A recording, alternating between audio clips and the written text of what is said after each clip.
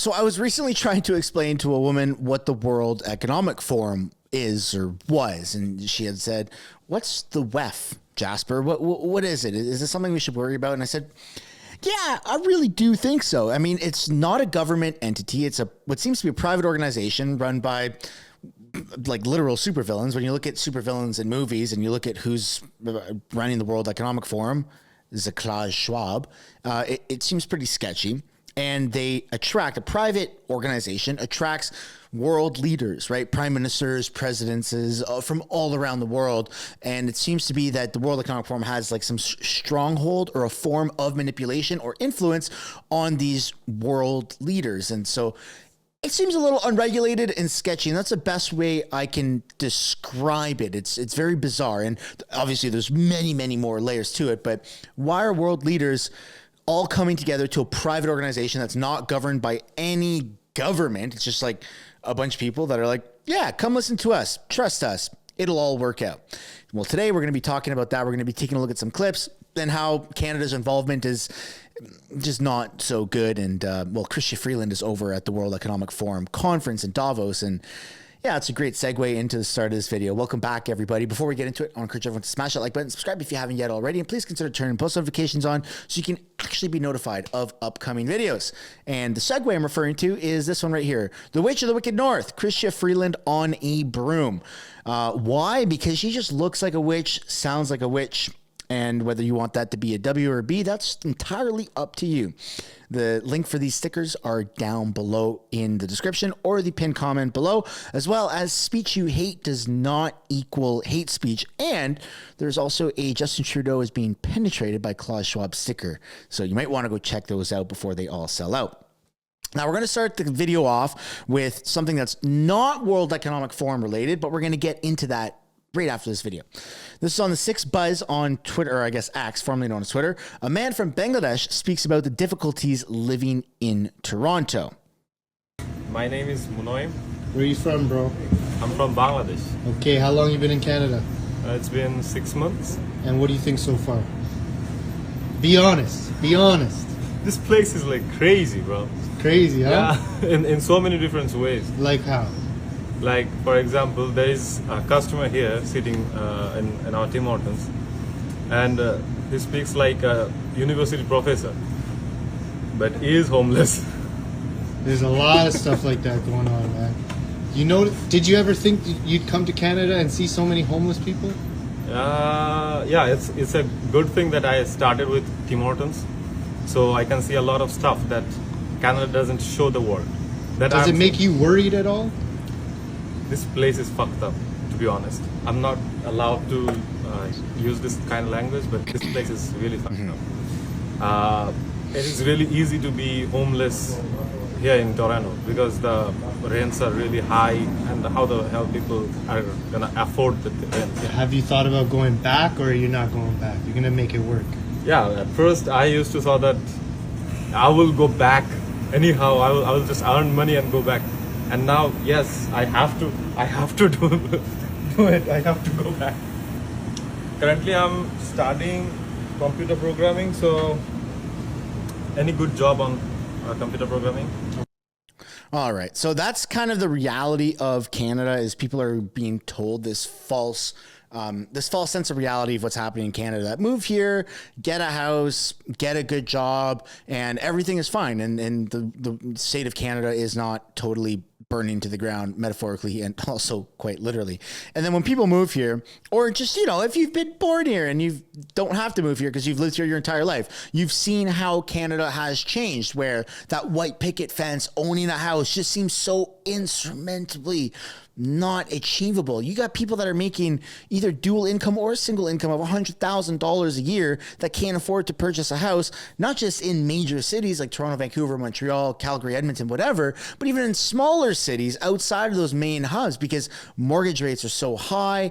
There's still an inflationary bubble around the cost of houses, like the value of them. It's just ridiculous. And homelessness is on the rise. You can go anywhere downtown, any town or city, anywhere. Go to your downtown core and just drive around and look for the homeless people. They're in alleyways, they're bent over on the streets, on the side of the roads, whatever it is. There's just an opioid crisis, a homeless crisis, drug addiction crisis. It's everywhere. And it's really crappy and unfortunate that that's happening here in Canada. And part of that is, I don't know, maybe it's a bit of a stretch to say it is the World Economic Forum's fault for pushing all of their ideologies on our governments, and we don't really have people that are nationalists anymore. Like, it just seems to be this kind of, the world is agreeing on running itself, or the part of the world is agreeing on running simultaneously together instead of just a country looking out for that country's best interests. Canada's priority no longer seems to be Canada. It seems to be the priority of America, of England, of France, of Italy, of Germany, and all those other things. And I understand trade deals are important, but I think that everyone in Canada or their own country wants to elect a government and leaders that are looking after the best interests of the people within that country and the economy of that country. So that's a great segue into this World Economic Forum clip here of Chrystia Freeland, the witch of the wicked north, the wicked witch of the north. The environment in 2024 is very different than it was in 2015 when I became trade minister. And it is clear, I very much agree with how Khaldoun framed it. There are sort of two dominant economic trends that have a bearing on trade and investment right now. One is a focus on supply chain resilience, and that is just a reality. After the shock that we all experienced during COVID with things shut down, our people are just going to demand a little more security in their supply chains. And then that was multiplied, as Khaldoun said, by Russia's illegal invasion of Ukraine. And, you know, Valdis can speak much more, with much greater experience than I can. But we all saw in particular how that really delivered a huge shock to Europe, the dependency that they had. So supply chain resilience, it's a reality. And we're all thinking about it in how we build our own trade relationships and also how we as Canada make a pitch to foreign investors. The other thing that's going on, and again, Khaldoun talked about this is a hugely transformative moment in the whole global economy. I think that right now we're living through a moment which is comparable only to the Industrial Revolution itself, in terms of the energy transition and the way we need to retool all of our manufacturing.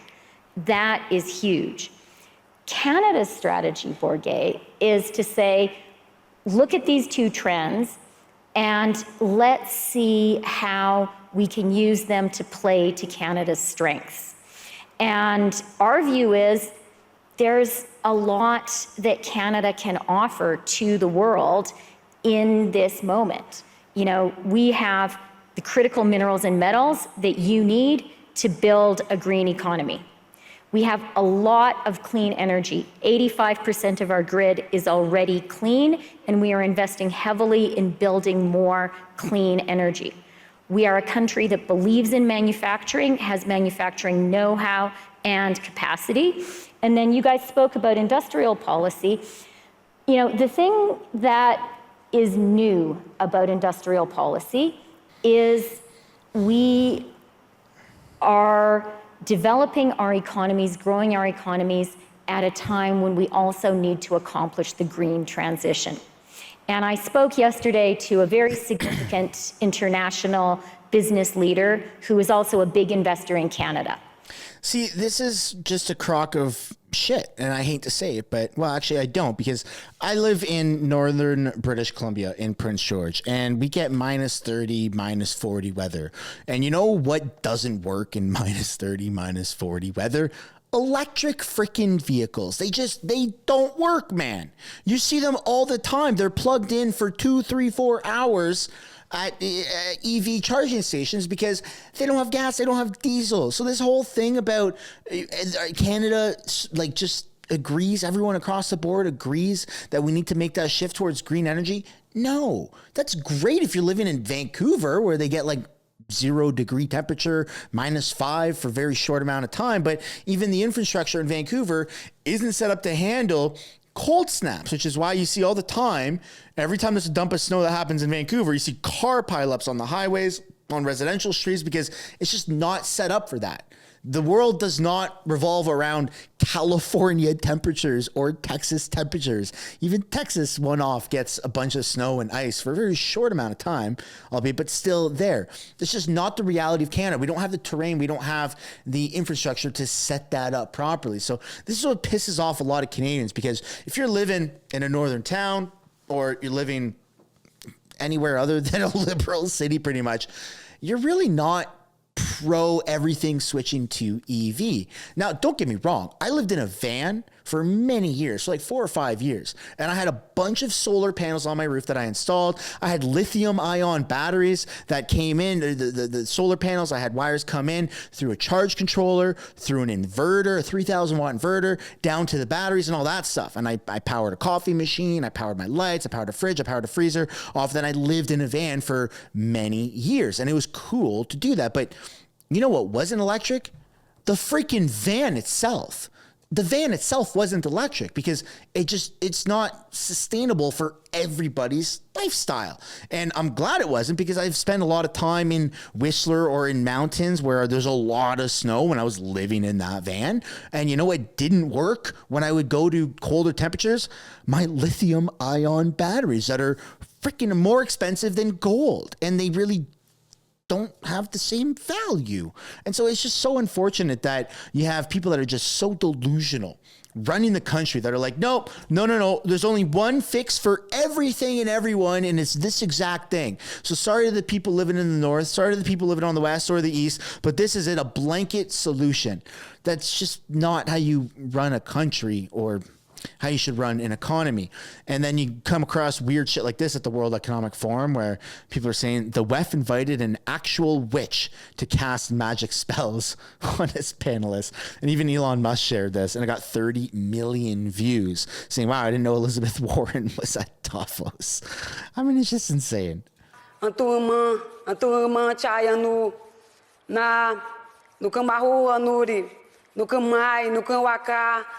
Na anuri no yuyua na wa china bu pan ke tu china chava aqui china mu kikirani tsai chava kirani tsai mu kikirani awa ma wonana no ma wono wai sharai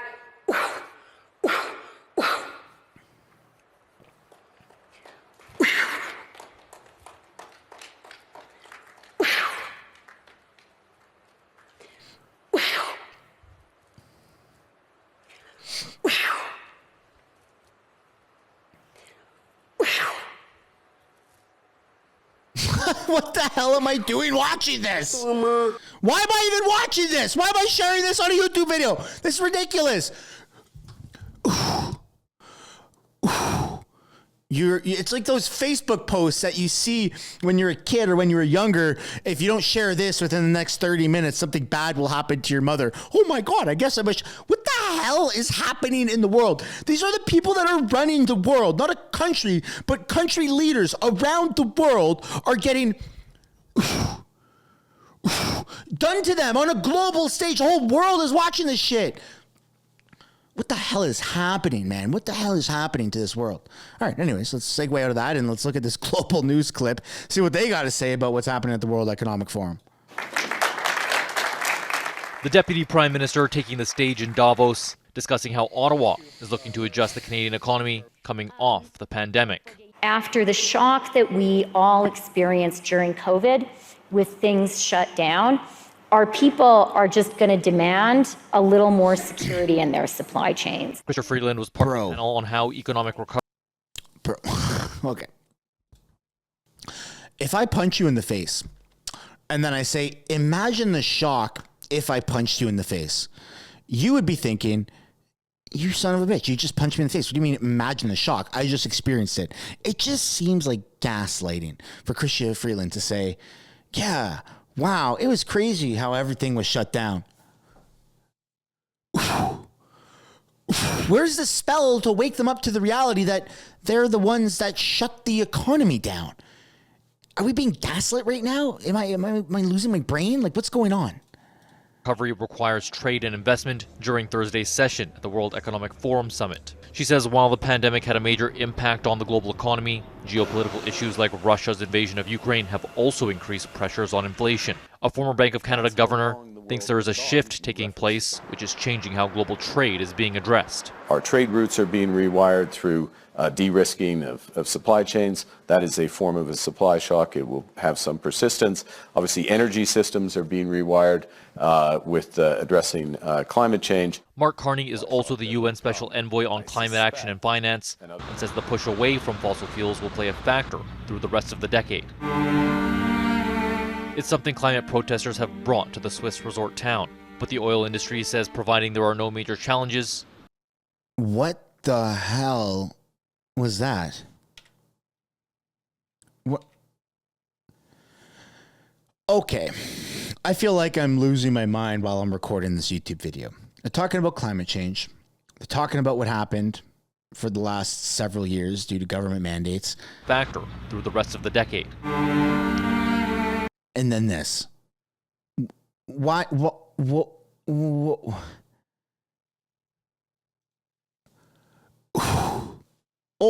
Or better yet, Men in Black.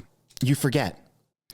Because that's how I feel when I watch this shit. Is I just want to forget that I watched it. It's something climate protesters have brought to the Swiss resort town, but the oil industry says providing there are no major challenges, 2024 could be a stable year. If one or more than one major oil producing country is directly involved in the conflict, this may well give a upward pressure on the prices. These comments come as U.S. forces struck Houthi rebel military sites in Yemen Thursday as tensions in the oil-rich Middle East remain high. The Houthis have disrupted global shipping routes by hijacking vessels in the Red Sea, forcing companies to travel around Africa, adding delays and expenses. Kyle Benning, Global News.